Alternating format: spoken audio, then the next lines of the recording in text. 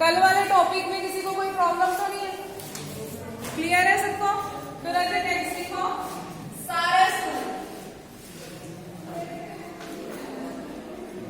Find आपने determinant ही करना है, लेकिन इसका वे आउट क्या होता है वो देखो। पहले फॉर्मूला कर ले।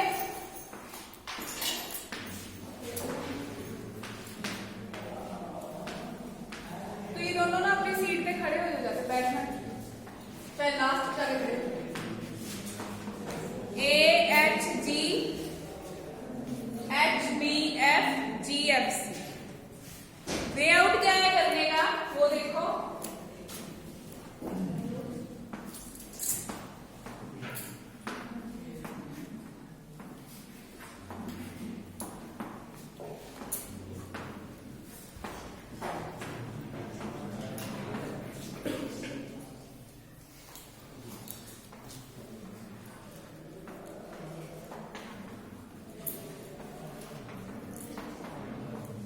आवाज नहीं।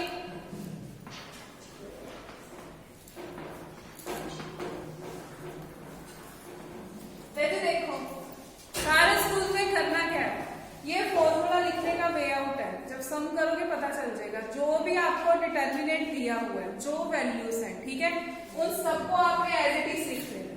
लिख लिया इनको। आगे क्या करनी है, थर्ड वाला कॉलम नहीं लिखना, सिर्फ पहले दो कॉलम्स लिखनी है। क्लियर?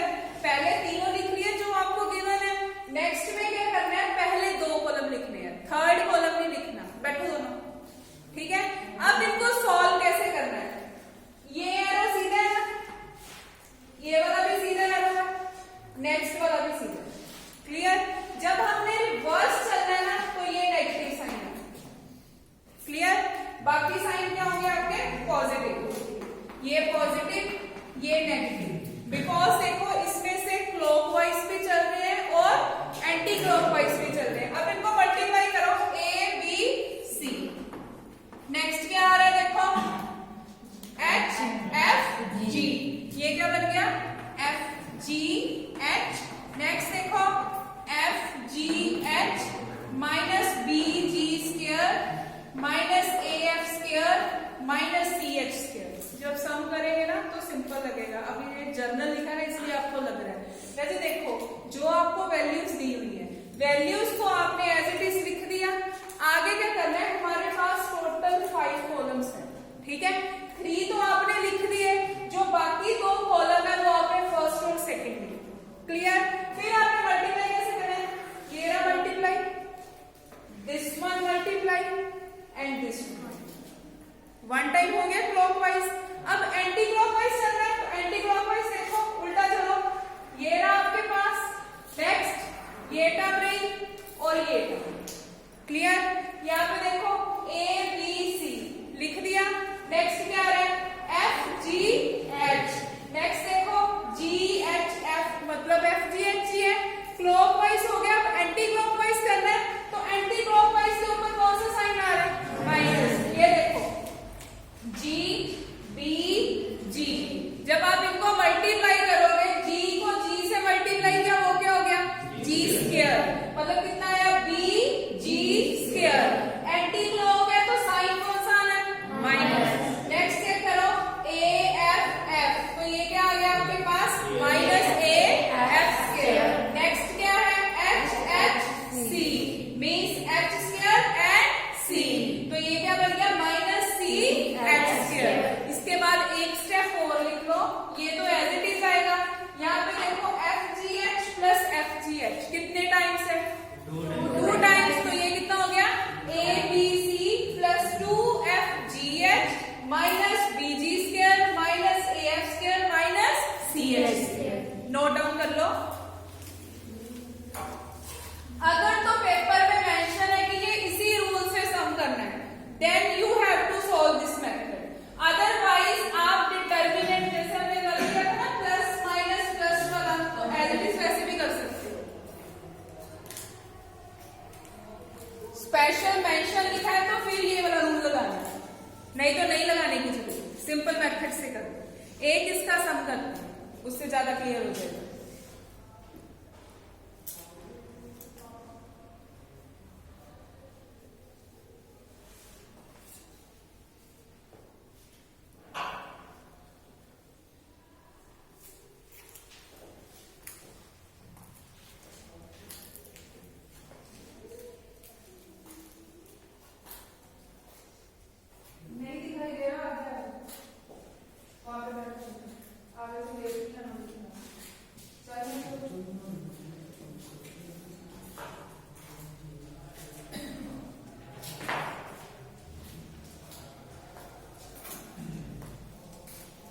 लिखिए एग्जाम्पल लिखो फर्स्ट इवेल्युएट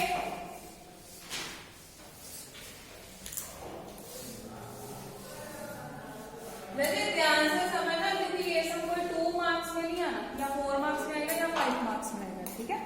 तो स्टेटमेंट है 5 2 1 3 0 2 8 1 3। उसने कहा है कि इवेल्युएट बाय सारस मेथड। अगर तो अकेला इवेल्युएट लिखा है तो प्लस माइनस प्लस करके सिंपल सोल्व कर दो। अगर लिखा है उसने कि बाय सारस मेथड करना है तो कैसे करना है सोल्व। देखो 3 कॉलम है, कितने कॉलम बनाने हमने, टोटल 5 कॉलम। तो ये कितना हो गया 5 3 8 2 0 1 1 2 3 5 3 8 2 0 1। ऐसे एरोस बना लो। अब एंटी क्लॉकवाइज करता हूं।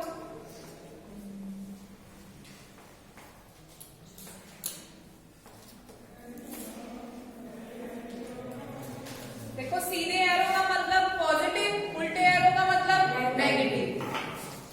अब मल्टीप्लाई करो 5 0 3 पूरा पूरा लिख लो 2 2 8 नेक्स्ट क्या आएगा 1 3 एंड माइनस 1 0 8 नेक्स्ट क्या आएगा 5 2 1 लास्ट वन इज माइनस बाहर लिखा है हमने 2 3 3। अब इसको सॉल्व कर दो। ये तो 0 हो गया, ये क्या बचा 2 इंटू 2 4 4 इंटू 8 कितना हो गया 32 1 इंटू 3 इंटू 1 कितना हो गया 3 माइनस यहाँ पे चेक करो 1 इंटू 0 इंटू 8 खत्म हो गया। यहाँ पे कितना आया 5 इंटू 2 इंटू 1 ये कितना आया 10। नेक्स्ट कितना आएगा 18। ये कितना बन गया आपके पास 35 माइनस 28 विच इज 7। एक बार दोबारा समझ लो रजय। देखो अगर लिखा है उसने कि इसको सारस मेथड से सोल्व करो तो आपने क्या करना है 2 क्रॉस 2 का भी हो सकता है 3 क्रॉस 3 का भी हो सकता है। अगर 2 क्रॉस 2 का है तो 2 क्रॉस 2 में आपके टोटल 4 कॉलम्स बनेंगे। लेकिन बेसिकली जब ये मेथड आता है तो 3 क्रॉस 3 में ही आता है, 2 क्रॉस 2 में ही कभी भी आएगा, ठीक है। तो 3 क्रॉस 3 के लिए 3 कॉलम गिवन थे, ठीक है। उन्हीं 2 कॉलम को हमने यहाँ पे लिख दिया। अब मल्टीप्लाई कैसे करें, क्रॉस पता है ना कैसे होता है, दिस वन सेकंड और ये रखा खत्म हो गया ये। अब हमने रिवर्स चलना है 1 2 3। क्लियर है। जो ये वाले डैश आ रहे हैं वो कौन से हमारे सारे पॉजिटिव, जो नीचे से ऊपर या इधर से आ रहे हैं वो बाकी क्या है हमारे नेगेटिव। ये अपने माइंड में रखना है। जब हमने मल्टीप्लाई किया 5 इंटू 0 इंटू 3 नेक्स्ट क्या आएगा 2 इंटू 2 इंटू 8 नेक्स्ट कितना आएगा 1 इंटू 3 इंटू 1। क्लॉकवाइज हो गया। अब उल्टा चलना है एंटी क्लॉकवाइज। तो वो कितना आया देखो 1 इंटू 0 इंटू 8। तो साइन कौन सा लिखा मैंने माइनस का। जब माइनस का साइन डालना है तो इधर ब्रैकेट जरूर डालना, क्योंकि क्या होता है आप एक पे माइनस लिख दोगे बाकी छोड़ दोगे, ठीक है। लेकिन जब एंटी क्लॉक चलना है तो सब पे नेगेटिव साइन आना है। तो यहाँ पे कितना होगा 5 2 1 2 3। बस सॉल्व किया। इनको 0 को किसी भी टर्म से मल्टीप्लाई करो 0 होता है, वो टर्म तो हमारी खत्म हो गई। जो हमारे पास बच गया इनको प्लस, ये क्या है प्लस, इन दोनों के बीच में साइन कौन सा है माइनस।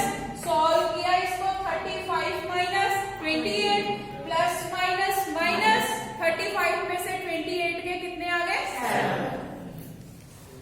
किसी को कोई कंफ्यूजन है सारा स्कूल में तो बताओ। इसके आगे हमने कोफैक्टर फाइंड करने सीखे। माइनर किए थे ना कल, कैसे फाइंड करते हैं माइनर। यस माइनर कैसे फाइंड करते हैं A11 A12 A13 जो भी आपके पास गिवन है। अगर 2 क्रॉस 2 है तो 2 क्रॉस 2 के, अगर 3 क्रॉस 3 है तो 3 क्रॉस 3 के। कोफैक्टर्स में क्या डिफरेंस होता है फाइंड आपने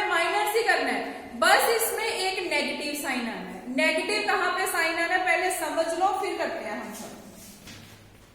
ये नोट डाउन कर लिया सबने? कर लो रचे जल्दी।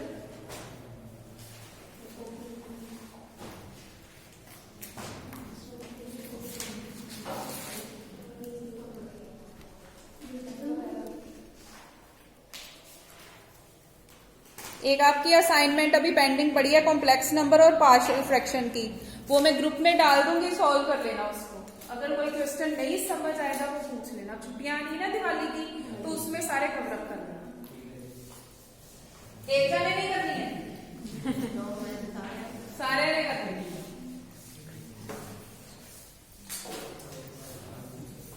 जो बच्चे कल नहीं आए थे ना, वो मैं दोनों समझा रही हूँ, माइनर भी और कोफैक्टर भी, ध्यान से समझ।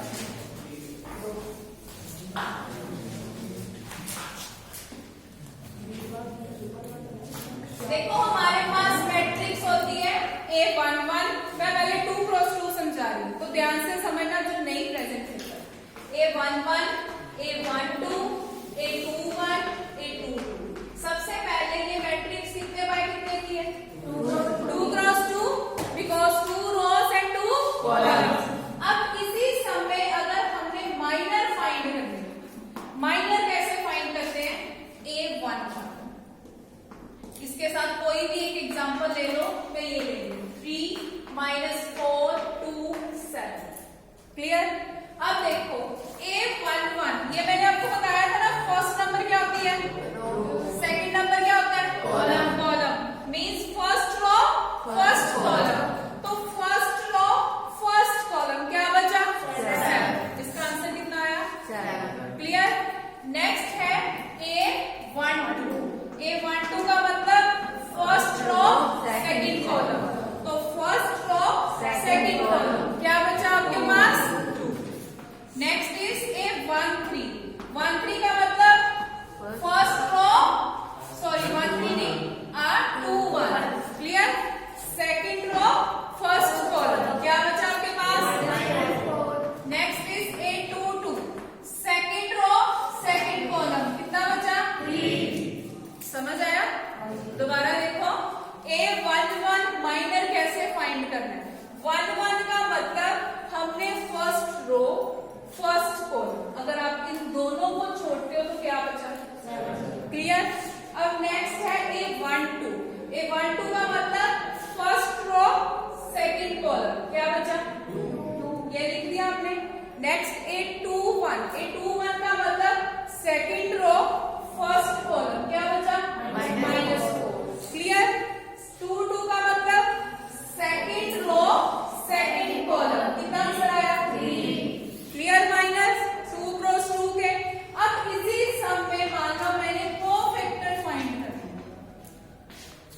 कोफैक्टर फाइंड कैसे करने हैं? फाइंड यही करना है, A1 डिफरेंस क्या है? -1, सबके साथ क्या आना है? -1। इसकी पावर कितनी आनी है? 1 1 है ना, तो 1 + 1। क्लियर? अब बाकी सेम है, फर्स्ट रो फर्स्ट कॉलम कितना है? 7। अब देखो -1 की पावर 1 + 1 कितना हो गया? 2। बाकी 7 एज इट इज। नाउ -1 की पावर 2, 2 इज इवन और ऑड नंबर? Even number. और नेगेटिव की पावर अगर इवन है तो आंसर पॉजिटिव और नेगेटिव? पॉजिटिव। इट मींस -1 का स्क्वायर तो 1 हो गया, 1 को 7 के साथ मल्टीप्लाई किया कितना आ गया? 7। क्लियर? नेक्स्ट क्या फाइंड करना है? इट मींस -1 की पावर कितनी आनी है? 1। जो इसके सफिक्स पे है, सफिक्स बोलते हैं जो पैर में है, उसको -1 की पावर में हमने ऐड किया। Clear? 1 + 2 first row second column कितना आया हुआ है हमारा? 2। नाउ -1 रेज़ टू पावर 1 + 2 कितना हो गया? 3। It is 2। नाउ -1 की पावर 3। 3 इज इवन नंबर और ऑड नंबर? Odd number. अगर आप माइनस को 3 टाइम्स मल्टीप्लाई करते हो, माइनस माइनस तो प्लस हो गया, एक माइनस बचा आपके पास, तो यहाँ पे कितना आएगा आपके पास? -7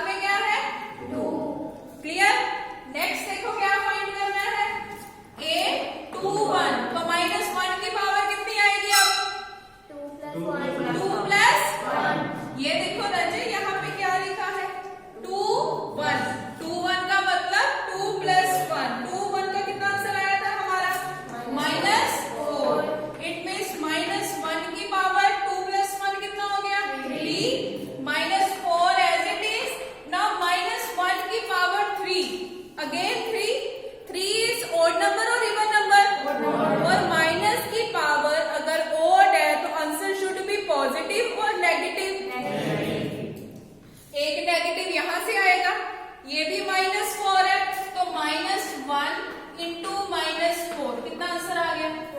बिकॉज माइनस माइनस क्या होता है? प्लस। तो राजे पेपर में ये गलती नहीं करनी, -1 -4 -5 नहीं लिख देना। ब्रैकेट्स है ना, ब्रैकेट्स का मतलब होता है कि हम इसको मल्टीप्लाई कर रहे हैं, ऐड या सब्ट्रैक्ट नहीं कर रहे। क्लियर? एक टर्म रहेगी हमारे पास a22, मतलब -1 की power 2 plus 2, second row second column क्या बचा? 3।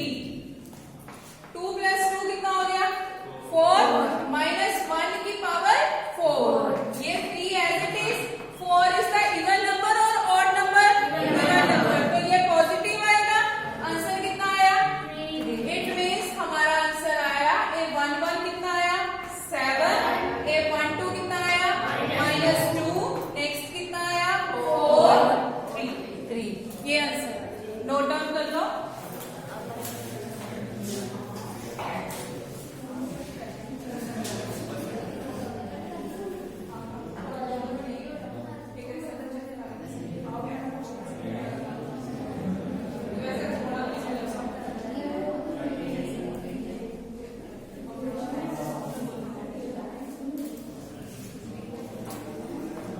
करिए वैसे नोट डाउन।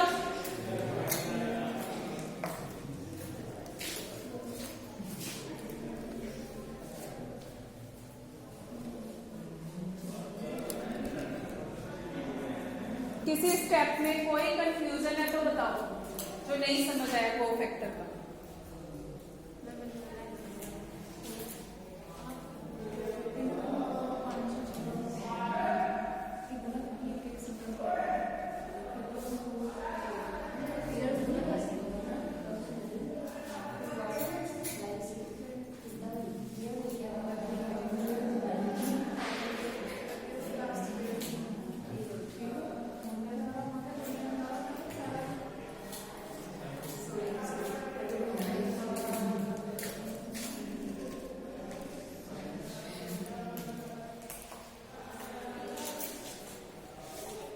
एक सम और करते हैं कोफैक्टर का। माइनर समझ आ गए? माइनर और कोफैक्टर का डिफरेंस पता चल गया। माइनर में हमने साइन नहीं लेना होता -1 और कोफैक्टर में -1 लेना है। राजा जिसको कोफैक्टर निकालने आ गए ना उसको एडजॉइंट और इनवर्स निकालना आ जाए। और पेपर में जब सम आता है या तो क्रैमर रूल का आता है या आता है कि find the inverse by matrix method.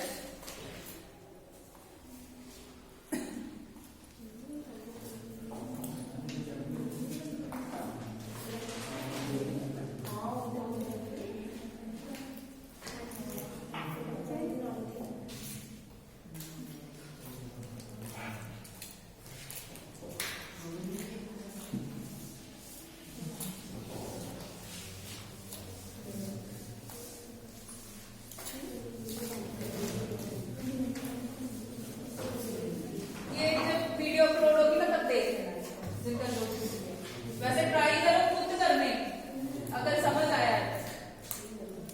देखो find the cofactor of A matrix given है -1 2 7 8।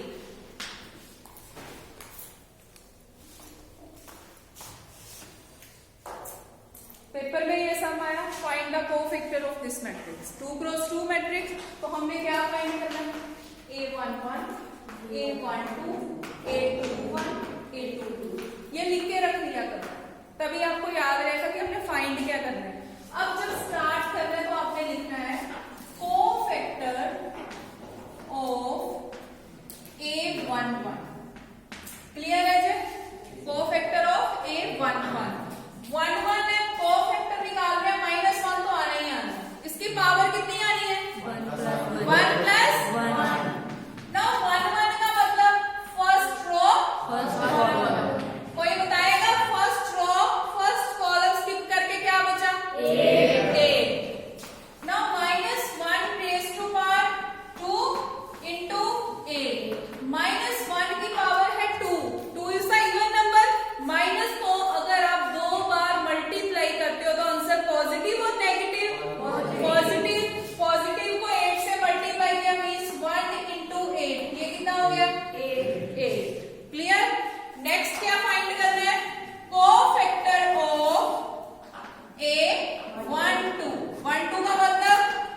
minus 1 raised to power 1 plus 2.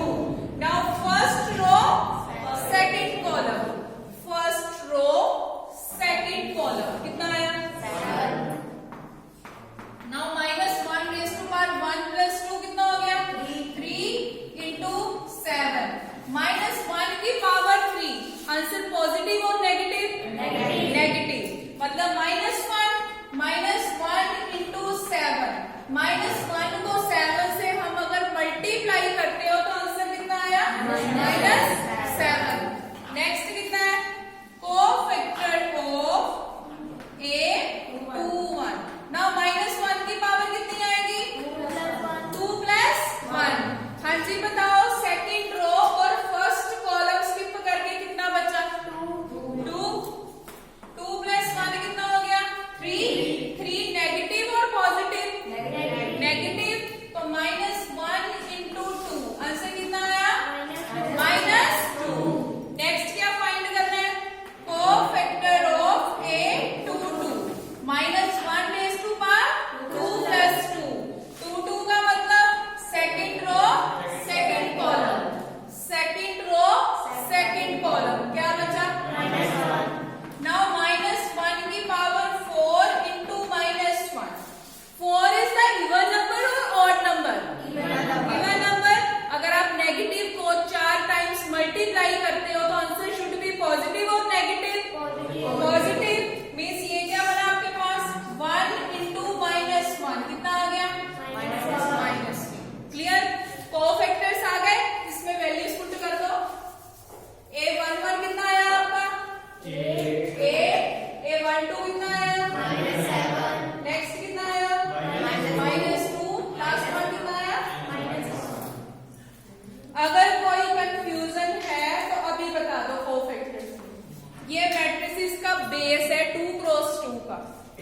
ठीक है, जब 3 क्रॉस 3 का करना है ना, जैसे माइनर निकाले थे ना 3 क्रॉस 3 में, कल हमने डिटर्मिनेंट सॉल्व करके वो रो और वो कॉलम स्किप करके, उनमें भी बस नेगेटिव साइन आना है और कुछ नहीं आना. जिनको माइनस में भी रजे प्रॉब्लम होती है वो भी ध्यान से देखो. माइनस क्या होता है? प्लस. प्लस माइनस क्या होता है? ये तो हो गया इन केस में. अगर दो टर्म नेगेटिव आ रही है, इनको मल्टीप्लाई करना है. मैं प्लस माइनस नहीं पूछ रही, अब मैं कह रही हूं कि इनको अगर आपने गुना करना है, प्लस माइनस, -2 -4. देखो इतना तो सबको पता है, 2 into 4 कितना होता है? 8. अब साइन नेगेटिव आना है क्या पॉजिटिव आना है? पॉजिटिव आना है, क्योंकि ये मल्टीप्लाई कर रहे हैं. ठीक है, तो आंसर पॉजिटिव ही आना है, प्लस का ही आना है. अगर इसको ही मैं बिना ब्रैकेट के लिखूं -2 -4, अच्छा ये दोनों चीजें डिफरेंट है, ये अपने माइंड में बिठा के रखो. अगर सम में ब्रैकेट्स है तो हम गुना कर रहे हैं, उसको मल्टीप्लाई कर रहे हैं. अगर विदाउट ब्रैकेट्स है तो उसको कैसे सॉल्व करना है? ये भी माइनस, ये भी माइनस. माइनस क्या होता है? प्लस. 2 plus 4 कितना हो गया? 6. दोनों पॉइंट साइन कौन से हैं? बस माइनस लगा दो. अगर दोनों माइनस तब लगाना है माइनस. क्लियर? कोई कंफ्यूजन कोफैक्टर या माइनस में है तो बताओ रजे.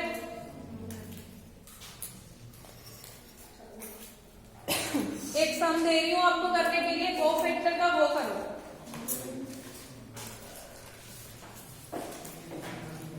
फाइंड द कोफैक्टर ऑफ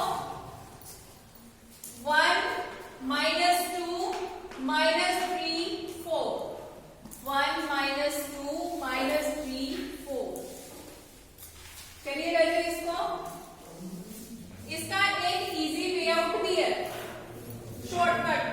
ये कुछ ना फाइंड करना पड़े पेपर में, लेकिन अगर ये ज्यादा मार्क्स में आता है तो सारा कुछ सॉल्व करना है. शॉर्टकट क्या है इसकी?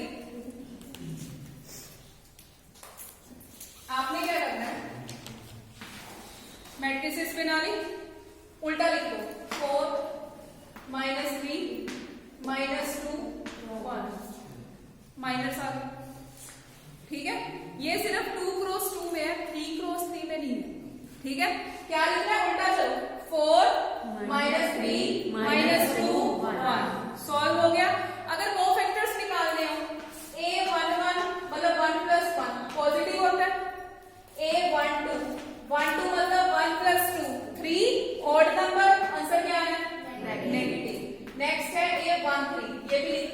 1 प्लस 3 कितना होता है 4, 4 इवन नंबर, तो आंसर क्या है पॉजिटिव।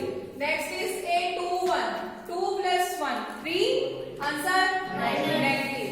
A22 पॉजिटिव, A23 कितना आएगा नेगेटिव, A31 कितना आएगा positive, A32 negative, A33 positive. समझ आया ये कैसे आया? बिकॉज देखो ना -1 की पावर 1 प्लस 1, -1 की पावर 1 प्लस 2, -1 की पावर 1 प्लस 3, -1 की पावर 2 प्लस 1, -1 की पावर 2 प्लस 2, यहाँ पे कितना आया 2 plus 3, 3 plus 1, 3 plus 2 and -1 raise to power 3 plus 3। जिनकी पावर ओड है आंसर नेगेटिव, जिसकी पावर इवन है आंसर पॉजिटिव। इवन और ओड नंबर अपने माइंड में सेट करके रखो। इवन क्या होते हैं जो 2 के टेबल के डिविजिबल होते हैं, जो नहीं होते वो ओड नंबर होते हैं। क्लियर? अब ये तो हमने फाइंड किए माइनर, उल्टा लिख दिया 4 -3 -2 1, माइनर आ गए। कोफैक्टर कैसे निकालोगे इसी सम का? ये देखो उल्टा लिखा 4 -3 -2 1। क्लियर? ये A11 है, ये A12, A21, A22। 1 क्या होता है पॉजिटिव, पहले पॉजिटिव ही है। अगर यहाँ पे नेगेटिव लिखा होता तो छेड़ना नहीं, उसको वैसे ही लिख देना। नेक्स्ट क्या है A12, A12 क्या होता है नेगेटिव। यहाँ पे क्या आ रहा है नेगेटिव इंटू नेगेटिव क्या हो गया समझ आया? नेक्स्ट क्या है A21, A21 क्या होता है नेगेटिव, ये पहले ही नेगेटिव है तो नेगेटिव इंटू नेगेटिव कितना हो गया पॉजिटिव। समझ आ गया? लास्ट A22, A22 क्या होता है पॉजिटिव, वो पहले ही लिखा हुआ है 1। क्लियर? ये होती है शॉर्टकट। अगर आपने पूरा सॉल्व करके भी लिखना है, जिसको शॉर्टकट समझ आई वेल एंड गुड, जिनको नहीं समझ आई है ना वो cofactor of A11, A12, A13 वो स्टेप बाय स्टेप सारा करेंगे। और ये हमेशा किसमें होनी है 2 क्रॉस 2। अब इसी सम को cofactor of A11, A12, A21, A22 solve करो। हो गया? शाबाश, तो पहले दिन क्लास में एकदम सारा कुछ आ गया है।